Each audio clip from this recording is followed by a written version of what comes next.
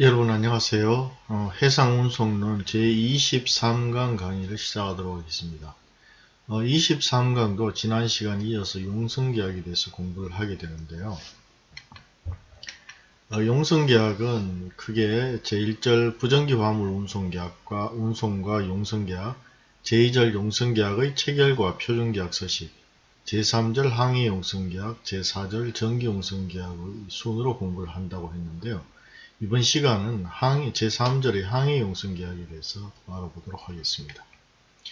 이 제3절의 항해 용성 계약은 의의와 계약의 주요 내용, 정박기간과 최선료 등의 순으로 공부를 하게 되는데요. 먼저 의의에 대해서 알아보겠습니다. 항해 용성 계약은 특정한 항해를 할 목적으로 선주가 용선자에게 선원이 승무하고 항해 장비를 갖춘 선박의 전부 또는 일부를 물건의 운송에 제공하기로 약정하고 용선자가 이에 대하여 운임을 지급하기로 약정함으로써 효력이 생기는 계약이다. 이렇게 정리할 수 있겠습니다. 협의의 용선계약은 선박 소유자가 선장 이하의 선원 및 필요한 속구 등을 갖춘 선박을 제공하여 운송 서비스를 제공하고 용선자가 이에 대해서 용선료를 지급하는 계약인데요. 이러한 협의의 용선계약에는 즉 운송형 용선계약이라고 할 수 있는데 항해 용선계약과 전기 용선계약이 있다고 보겠습니다. 항해 용선계약은 특정의 일항해 또는 경우에 따라서는 복수의 항해를 단위로 선박의 전부 또는 일부를 제공하는 계약입니다. 용선자가 특정의 일항해 또는 복수의 연속항해를 일괄에 계약하는 연속항해 용선계약도 있는데 이러한 항해에 대해 선박의 전부 또는 일부를 이용하는 운송계약으로서 선박 소유자는 단순히 선박의 의장만을 하는 것이 아니고 선박의 운항관리, 항비, 연료비, 수선비, 예선료 등의 비용을 부담하게 됩니다. 또 운송행위에 관련된 위험을 모두 인수하게 되고요. 용선료는 운송된 화물의 수량이나 선복량에 따라서 정해지게 됩니다. 순수한 운송계약의 성질이기 때문에 전기 용선계약과 같이 용선자의 제3자에 대한 불법행위 책임 등이 문제가 되는 것은 아니지만 이 계약하에서도 용선자가 제3자 간의 재운송계약을 체결한 경우는 화물 운송에 관해 용선자가 재운송인으로서 역시 책임을 지게 됩니다. 다음은 전기 용선계약은 6개월 1년 후는 수년이라는 일정 기간 선원을 배정한 선박의 운송 서비스 능력을 제공하는 계약을 전기 용선계약이라고 하겠습니다. 이들 계약의 공통점은 용선계약의 내용이 계약 당사자 간에 맺어진 용선계약서의 내용에 따라서 정해지지만 통상은 화물의 종류에 따라서 전형적인 표준계약 서식을 사용한다는 점이다. 이렇게 보겠습니다. 이 항해 용선계약 하에서도 재운송계약이 이루어질 수 있는데요. 이러한 재운송계약의 종류로는 항해 용선계약을 체결하고 용선자가 다시 항해 용선계약을 체결하거나 제3자의 화물을 실어주는 개품 운송계약을 체결할 수 있고요. 이때 최초의 항해 용선계약의 당사자인 선주가 이행운송인, 즉 실행운송인이라고 볼 수 있고요. 최초의 항해 용선자는 계약운송인이다. 이렇게 볼 수 있겠습니다. 왜냐하면 이행운송인이 실제 운송을 실행하게 되고 이 최초 항해 용선자는 제3자와 항해 용선계약이나 개품 운송계약을 통해서 운송을 해주는데 이 사람은 운송 실행 행위를 하지 않기 때문에 계약 운송입니다. 이렇게 보겠습니다.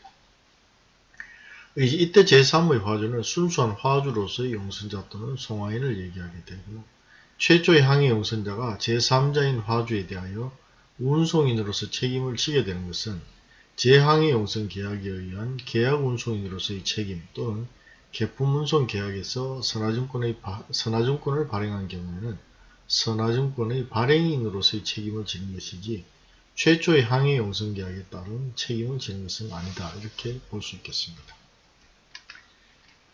다음은 항해 용선 계약의 종류에 대해서 분류를 좀 해보겠습니다. 전부 용선계약과 일부 용선계약, 항해 용선계약과 기간 용선계약, 물건 용선계약과 여객 용선계약으로 구분할 수가 있는데요. 먼저 전부 용선계약과 일부 용선계약에 대해서 알아보겠습니다. 전부 용선계약은 운송에 제공하는 선박이 선박의 전부인 용선계약을 전부 용선계약이라고 합니다.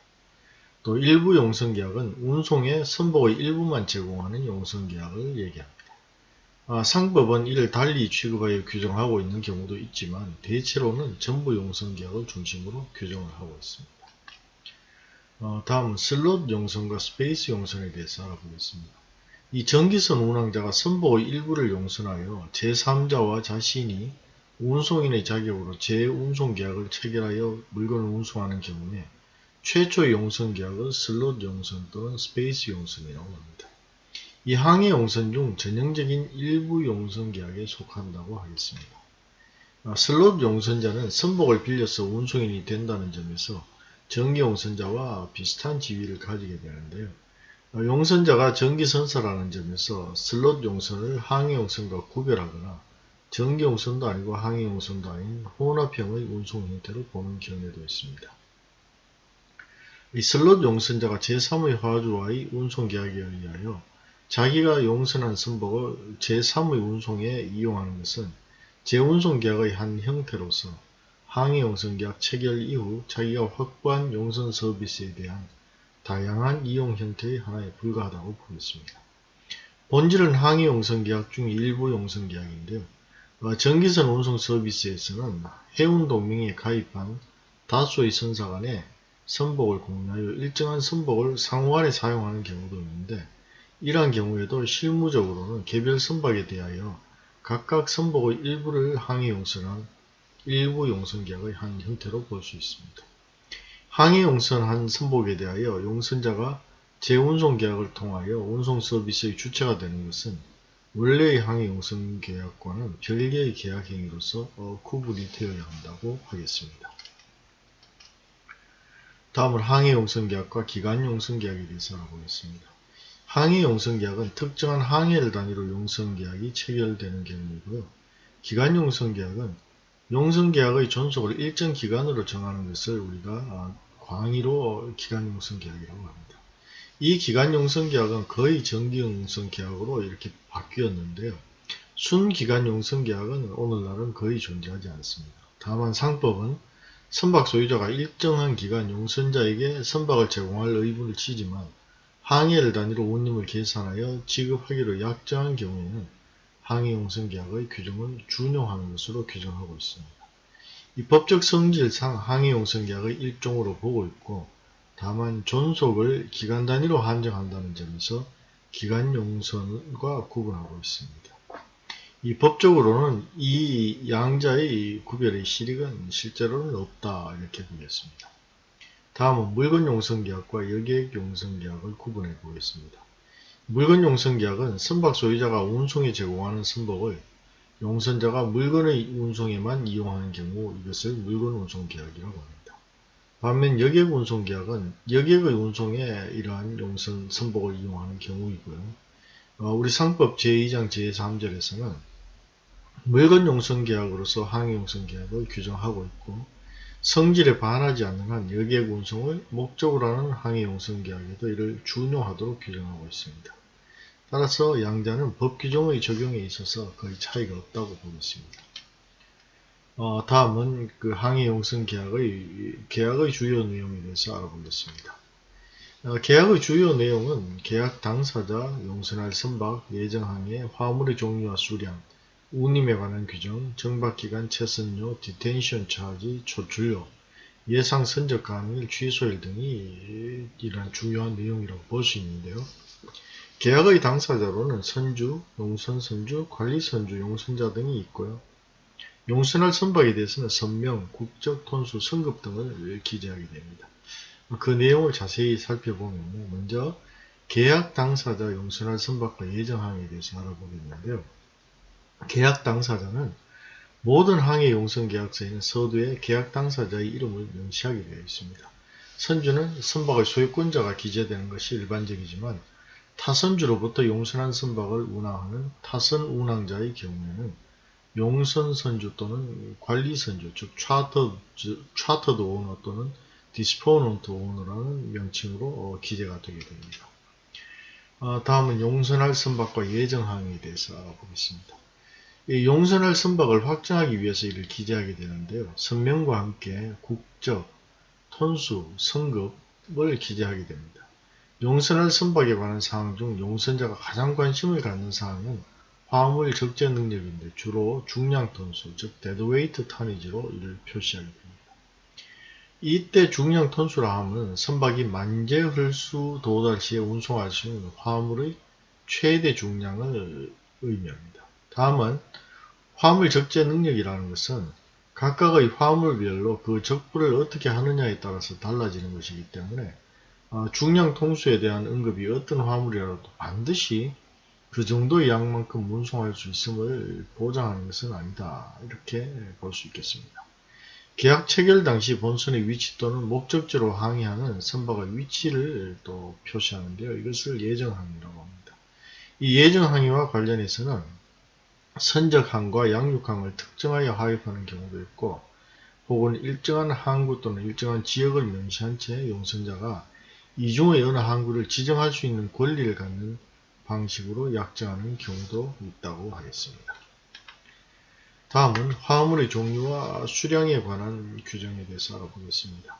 선적, 운송할 화물의 종류와 수량에 관한 규정을 두고 있는데요. 이 용선자가 수출업자 또는 매도인으로서 특정 수출 물건의 운송을 위하여 용선한 경우에는 선적할 화물의 종류와 수량이 특정되어 기재되지만 용선자가 일반 무역업을 위하여 용선한 경우에는 선적할 화물에 관하여 일정한 종류의 화물들을 적시하고 그 중의 어떤 것이라도 선적할 수 있다는 식으로 약정할 수도 있습니다.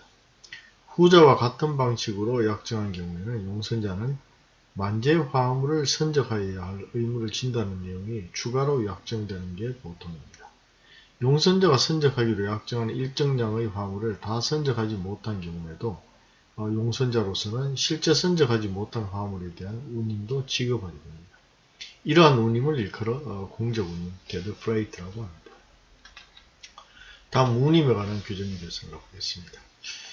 통상 운임요율과 이 운임요율이 적용될 화물의 중량 또는 용적 단위 그리고 운임을 지급할 시기와 장소에 관하여 규정을 하게 됩니다. 운임의 계산 방식으로는 선적 시의 화물 수량을 기준으로 할 것인지 아니면 양육 시의 화물 수량을 기준으로 할 것인지를 명확하게 해두어야 합니다. 측정 기구의 차이 또는 항해 중 자연 증발 기타의 이유로 해서 선적 시와 양육 시의 화물 수량이 달라지기 때문인데요. 이러한 문제를 피하기 위하여 화물의 수량에 관계없이 일정액을 운임으로 지급하기로 약정할 수도 있습니다. 운임 지급 시기와 관련해서는 선화증권 발행 시에 지급하기로 할 수도 있고 추후 목적지에서 화물 인도 시에 지급하기로 할 수도 있습니다. 운임 후불의 경우에는 선주를 보호하기 위하여 선주에게 운임이 지급될 때까지 화물의 인도를 거절할 수 있는 유지권을 허용하여 주는 것이 보통입니다. 환율 변동과 관련하여 운임의 지급 통화를 특정하여 놓는 경우도 있습니다. 다음은 선적 및 양육 비용에 대해서 알아보겠습니다. 선적 및 양육 비용이 약정 운임에 포함된 것인지 아니면 용선자가 선적 및 양육 비용을 운임과는 별도로 부담하여야 하는 것인지를 명확히 해야 하는데요. 하게 됩니다. 다음은 정박기간, 채선료, 초과정박, 손해배상금, 조출료에 관한 규정에 대해서 알아보겠습니다. 항해용선계약에서는 이 정박기간, 즉 레이타임 또는 레이데이, 채선료, 초과정박, 손해배상금, 조출료에 관한 규정을 두고 있는데 이게 이제 분쟁이 가장 많이 발생할 수 있는 부분이기 때문에 항해용선과 계약과 관련해서는 이러한 정박기간과 채선료라는 제목으로 초과정박, 손해배상금, 조출료에 관한 이러한 내용들이 교재로도 한 권씩 이렇게 나오게 됩니다. 이만큼 이제 분쟁이 많고 중요한 내용들인데요. 이 내용들이 이제 가장 많이 문제가 되고 있습니다. 그래서 먼저 정박기간은 선주가 화물의 선적 양육을 위하여 용선자에게 허용한 기간을 우리가 정박기간, 즉 레이타임 또는 레이데이즈라고 합니다. 이 용선자는 별도의 비용 부담 없이 이 기간을 사용합니다. 쉽게 얘기하면 이 정박기간을 3일로 정했다면 이 3일, 36시간 이내에는 마음대로 선적 양육을 할 수 있고요. 선적을 하는데 36시간, 또 양육을 하는데 36시간 이런 식으로 사용을 할 수가 있습니다. 그래서 허용된 기간 안에 그 용선자, 왜냐하면 이 항해용선계약에서는 통상적으로 선적 양육을 그 용선자가 하게 되기 때문에 3일 안에 선적을 하세요, 하역을 하세요, 이렇게 하면은 그 안에는 얼마든지 비용 부담이 없이 이 기간을 사용할 수가 있습니다. 초과 정박 손해배상금은 이 3일 정해놨는데 3일을 초과하게 되면 용선자는 선주에게 정박기간 초과로 인한 손해에 대해서 손해배상 청구를 하게 되는데 이것을 초과 정박 손해배상금 디텐션 차지라고 합니다. 또 조출료는 용선자가 이 정해진 정박기간을 전부 사용하지 않고 선적 양육을 종료한 후에 이미 그 사용하지 않은 부분만큼 선주가 용선자에게 이를 환급을 하게 되는데 이것을 조출료라고 합니다. 왜냐하면 그 3일, 선적의 3일, 양육의 2일, 이런 식으로 그 정박기간을 정해놨다고 하는데, 예를 들면 이제 그렇게 했을 때, 그 기간을 단축하는 만큼 선박의 회수가 빨라지기 때문에 용선자는, 이제 선박 소유자는 이 선박을 다른 운송에 또 한번 사용하는 시간을 벌 수가 있습니다. 그래서 그만큼, 그 선적 양육 시간을 단축해 줬을 때는 여기에 해당하는 시간만큼 조출료를 환급해주는 이런 형태의 계약이 이루어지는데요. 선주로서는 하루라도 빨리 선박을 다른 용도로 이용할 수 있으면 이익이 되기 때문에 용선자에게 이와 같이 선적 양육 작업을 빨리 진행시키도록 보상을 해주는 것이 조출료이다. 보통 이 조출료는 채선료의 절반 정도를 인정하는 것이 일반적이다고 보겠습니다. 또 채선료는 용선자는 원래 위 정박기간 내에 선적 양육을 마쳐야 할 용선계약상의 의무를 부담한다 이렇게 보겠는데요. 이 기간을 초과하게 되면 용선계약 위반이 되고 선주에게 이로 인한 손해배상을 해야 할 의무를 지게 됩니다. 이때 채선료의 법적 성질은 약정 손해배상액으로서 선주는 그 손해 발생을 입증할 필요 없이 당연히 배상을 받을 수 있는 것인데요. 이외에 초과정박 손해배상금은 불확정 손해배상액으로서 선주는 그 실손해를 입증해서 실손해액 전부를 배상받을 수 있는 것이지만 실제로는 실무상 이것을 입증하기가 쉽지 않기 때문에 채선료와 같은 금액을 인정해서 주는 것이 통상적이라고 보겠습니다. 자, 이게 이제 채선료와 초과정박 손해배상금을 우리가 구분을 해야 되는데요. 이 채선료의 법적 성질은 약정 손해배상액이라고 보는 견해도 있지만 또 그 용선료의 연장선상으로 보는 경우도 있습니다. 대개 이제 약정 손해배상액으로 보는데요. 이 채선료라는 것은 예를 들어서 앞에 설명드릴 때 제가 이제 36시간 또는 24시간 동안 선적을 해라, 양육을 해라 이렇게 정박 기간을 정해놨다고 합니다. 정박했는 기간 중에 이제 선적이나 양육을 화주인 용선자가 해야 되는데 이 하다 보면은 자연스럽게 이 정박기간을 초과해서 선적을 하거나 양육을 하는 경우가 생깁니다. 부득이하게 이렇게 하게 됐을 때 이것이 계약의 위반으로 이렇게 보기에는 좀 부족하면서 어쨌든 정해진 기간을 초과했을 때는 그만큼 보통 이제 그 시간당 용선료에 해당되는 액수를 배가 채선됐다고 해서 채선료로 지급을 하게 되고요. 이것은 이제 사전에 약정되어 있습니다. 시간당 얼마 이렇게 약정이 되어 있기 때문에 이러한 그 약정 손해배상액을 채선료다 이렇게 얘기를 하고요. 완전히 계약 위반으로 볼 수 있을 정도로 그 기간을 우리가 이제 좀 그 사회 그 상관습상 또는 사회 통념상 정박 기간을 초과해도 이 정도면은 계약 이행으로 볼 수 있다 하는 정도가 채선료 기간인데 이 기간도 초과했다면은 이것은 불확정 손해배상을 하게 되는 초과정박 손해배상금의 개념으로 들어간다 이렇게 볼 수가 있겠습니다.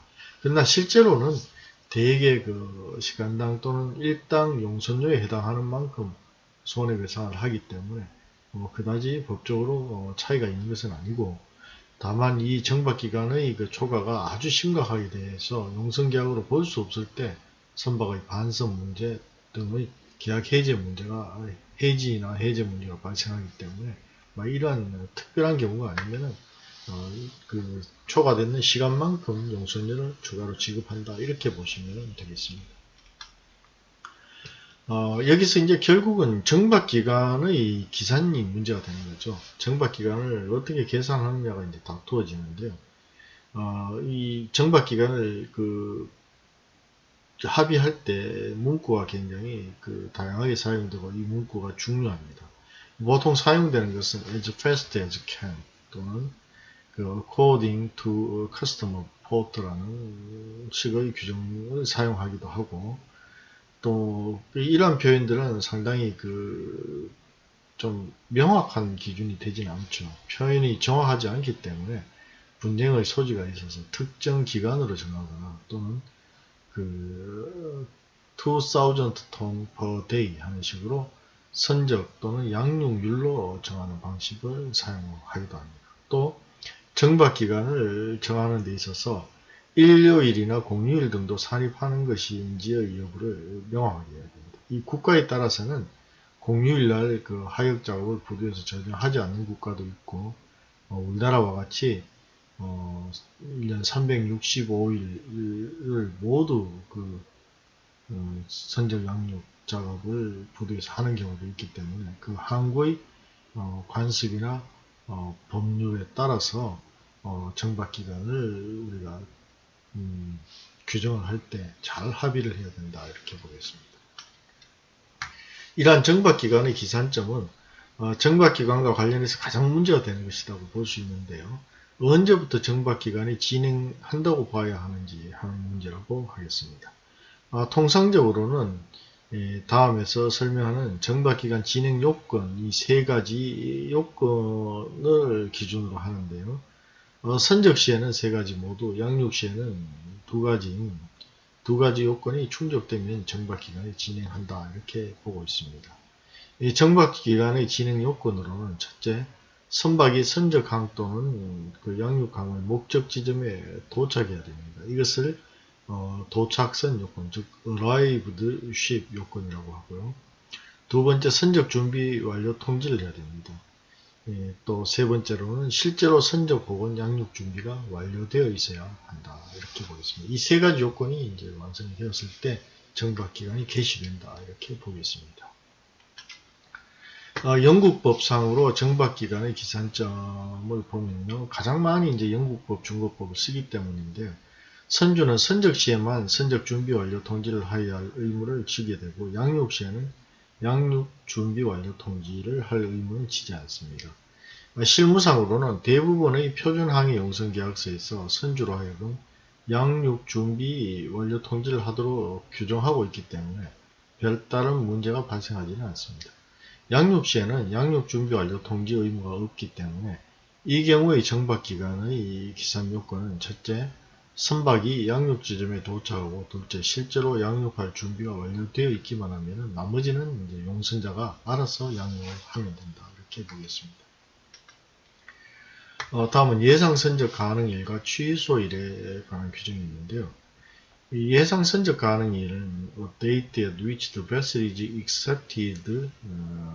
expected ready to load라고 이제 표현을 하는데, 용선한 선박이 선적항에 도착하여 선적할 수 있으리라고 예상하여 약정한 이러한 날짜를 얘기합니다. 또 취소일은 cancelling date는 용선한 선박이 어느 날짜까지 도착하지 않은 경우 용선자가 용선계약을 취소할 수 있는 권리를 갖도록 한 경우 용선자가 취소권을 취득하게 되는 그러한 날짜를 얘기합니다. 이 날짜나 시간과 관련된 내용이 굉장히 항해 용선 계약에서 중요시 되는 것은요. 예를 들어서 예상 선적 가능일은 언제쯤 선적할 수 있을 것이다 하면 거기에 맞춰서 선적 준비를 해야 되는데, 화주 입장에서는 또 선박은 태풍이라든지 돌풍이라든지 여러 가지 조류나 일기 조건에 따라서 우리가 무슨 비행기도 아니죠. 주로 철도 같이 딱 정해진 시간에 도착하고 이런 것이 이제 상당히 어렵습니다. 그래서 계략적인 이제 선적 가능일 이런 것이 이제 정해지기 때문에 예상 선적 가능일에 대한 이제 이런 분쟁이 또 발생할 소지가 상당히 있다는 것이죠. 그래서 이런 것을 구체적으로 정하게 됩니다. 정해놓는데도 결국 해석의 문제가 이제 생기게 되는 것이고요. 이러한 일자의 작성에 대해서는 용선자로서는 언제쯤 선적이 가능한지에 대하여 예상할 수 있어야 하기 때문에 예상 선적 가능일을 약정할 필요가 있지만 선주로서는 피치 못할 사정으로 그 예상 선적 가능일까지 선적항에 도착하지 못할 가능성이 상존한다는 것입니다. 이러한 양자의 이해를 조정해서 통상 예상 선적 가능일을 정한 다음에 그로부터 일정 기간을 두고 취소일을 정하여 선박이 취소일까지도 도착하지 않는다면 용선계약을 취소할 수 있도록 이렇게 하고 있습니다. 다음은 항해용선계약의 이행 단계에 대해서 알아보겠습니다. 항해용선계약은 그 4단계로 이행이 되는데요. 선적할 장소로의 예비항해 단계, 또 선적작업 단계, 양육할 장소로의 운송항해 단계, 양육작업 단계 이렇게 4가지로 나눠볼 수 있습니다. 여기서 그 선적할 장소로의 예비항해 단계와 양육할 장소로의 운송항해 단계는 선주가 단독으로 이행해야 할 내용이고요. 그 선적 작업 단계와 양육 작업 단계는 용선자와 선주가 공동으로 이행해야 될 내용이다. 이렇게 보겠습니다. 이 그림에서 보시면요.